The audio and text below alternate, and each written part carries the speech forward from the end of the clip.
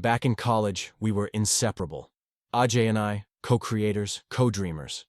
We spent nights hacking together code and building prototypes when the world was asleep. I had an idea. A real one. A tech solution for real-time accessibility tools. Affordable, scalable, smart. AJ was the first person I told. He smiled. He helped refine it. And together we pitched it at the College Innovation Fair. But what I didn't know was that he had filed for a provisional patent behind my back. In his name. Alone. I found out 2 weeks later. The judges praised the visionary behind the project. Ajay shook my hand and gave me a fake smile.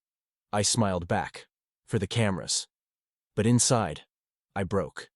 He had stolen more than an idea. He had stolen years of my work, my identity, my trust. My professors told me to move on. My parents didn't want a legal fight. So I did something better. I moved in, deeper, into research, law, and IP strategy. Because I wasn't going to take him to court. I was going to take him down from inside his own invention. 3 years later, AJ's startup was gaining traction. Media features, seed funding, TED-style talks. I stayed quiet. But I followed every paper, every patent, every licensing clause. I found a flaw. One of the tech layers, a key subroutine, was based on an open-source project with strict licensing rules. AJ hadn't attributed it. He had masked it as proprietary.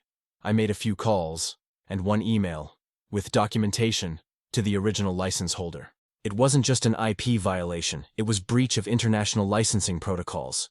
The news spread fast. VCs backed out. Partners demanded audits. AJ held a press meet trying to clarify. But I wasn't done. I had already filed a patent, a full one, for a cleaner, compliant version of the same tool. With full credits, and a non-profit edge. The media called it poetic justice. I called it timing. Ajay's startup folded. He was never sued. But he lost everything he had built. Me? I got acquired by a tech for good platform. Our tools now help over 30,000 visually impaired users globally. He stole my invention. I made sure it never needed his name. And the best part? My name sits on that patent. Alone.